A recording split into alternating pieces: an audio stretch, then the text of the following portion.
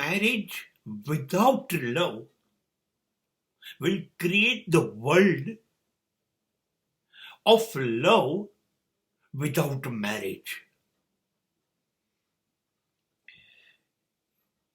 બધા જ પ્રયોગો નિષ્ફળ ગયા છે, જવાના છે. આ છેતરપિંડી છે. વિવાહ લગ્ન એ જ છેતરપિંડી છે.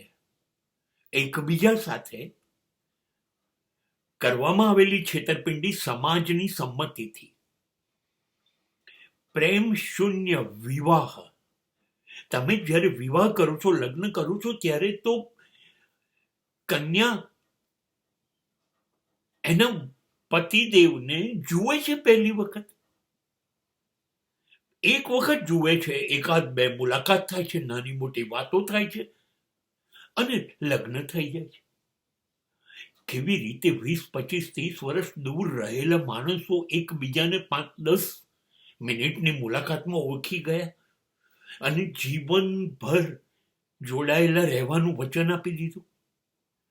પ્રેમ ક્યારે હોય? એને ઓળખતા હોય, એને જાણતા હોઈએ, એને અનુભવ્યો હોય અને લાગે અહીં મારી લાગણીઓ જીવશે, સચવાશે, મારી લાગણીઓ કચવાશે નહીં. એવું જોડે રહીએ ત્યારે ખબર પડે, ના, અહીં તો એવી તક જ નથી મળતી. સમાજ નક્કી કરી કાઢે છે, આ 2 જણા જોડે રહેશે, આ 2 જણા હા પાડે છે અને રહેવાનું શરૂ કરે છે. અને જેમ જેમ જીવતા જાય છે એમ ખબર પડે છે કે જીવન જ નથી, તો પ્રેમપૂર્ણ જીવન કેવી રીતે? એટલે જ્યારે જ્યારે લગ્ન થયા, જ્યારે એ લગ્ન પછી એમાં પ્રેમ નથી જળવાતો અથવા પ્રેમ ન હતો ને લગ્ન થયા, ત્યારે લગ્ન નિષ્ફળ ગયા છે. ભલે સમાજ કબૂલ ન કરે અથવા લગ્ન કરેલી વ્યક્તિઓ દેખાડો કરે કે સફળ છીએ, પણ સફળ નથી. બંનેને યુગો સુધી ચાલે એટલી એકબીજા માટે ફરિયાદ છે, કારણ કે પ્રેમ જ ન હતો ને જોડાયા.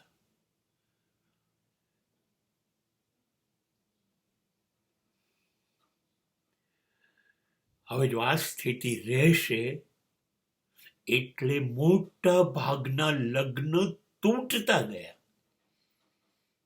લગ્ન થયા પછી, સંતાનો થયા પછી શા માટે પત્ની સિવાયની સ્ત્રીઓ માટે આકર્ષણ થયું?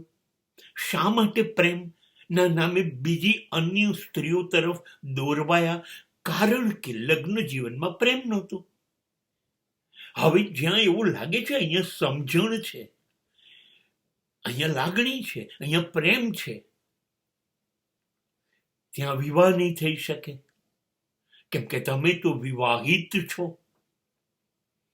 એટલે સમાજની કરુણતા આ છે, જ્યાં વિવાહ છે ત્યાં પ્રેમ અંગે જીવવાનો જલસો પડી જાય.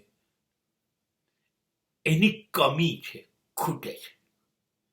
અને જીવવાનો જલસો જ પડે છે જ્યાં પ્રેમ જ પ્રેમ, લાગણી જ લાગણી, સમજણ, ડાપણ. અરે વાહ! એ વિવાહ સિવાયનો પ્રેમ છે, લગ્નેતર, લગ્ન સિવાયનો પ્રેમ છે. ત્યાં લગ્ન નહીં થઈ શકે. સમાજ બંને વ્યવસ્થામાં દુઃખી થવાનો છે.